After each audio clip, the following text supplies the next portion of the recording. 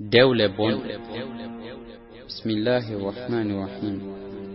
Fiide dewle hande no mapini, sabu alhaliji majji hande no hulbini.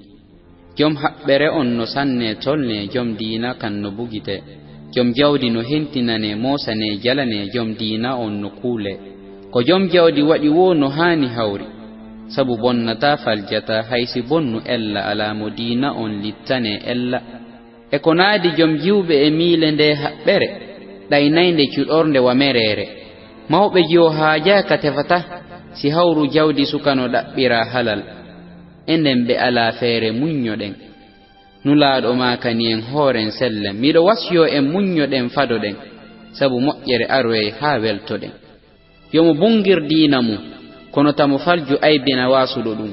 Sukaaɓe no longo ŋariiji ɗin no ronka tefude moƴƴuki kin. Jombugol labaɗo no hani hawri, kono yo taw ko jom diina suka on suɓi.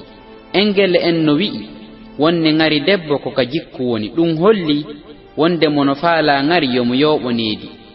Tamma no pooɗa mooɓa baka en e humo dewle tuunuɗe, ɓe no halda njaatondiral, damba e l'islamu wi'a ko desal.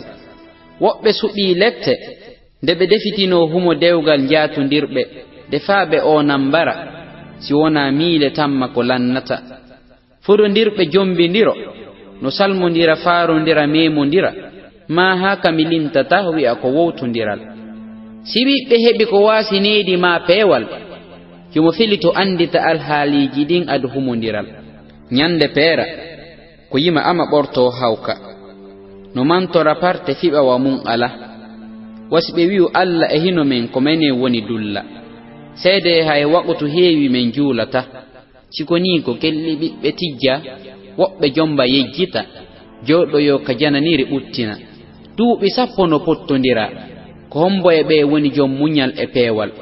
Ɓe rewɓe no mooɓoya dolle fattu, adda ka suudu wi'a koyo moodi ne'u. Tamo yejjitu tun wonde lette no fuɗɗi gila ka kaburu. Darten alhaaliji men, laɓɓinen ɗe dewle men. Tamo defito miile e faale sumiroya ɗum, sabu reso e resi no kafiri harmi ɗum. Suka nasara ma yahudi sonna diini nori, selliyo suka julɗo resu wano l'islamu sar'iniri. No hutitiimi sellino dewgal ɓe jom jaatondiral, sabu angal sartiji ko laɓɓini ɗum. Demo sellini dagagol dewgal andiranoɓe jaatondiral, yomo ɓangin kadi sartiji ko jokkiti ɗum. Kani desal ɓe jaatondiral, sabu si ɓiɓɓe heɓi tawaka halal. Humo dewgal e ɓaawo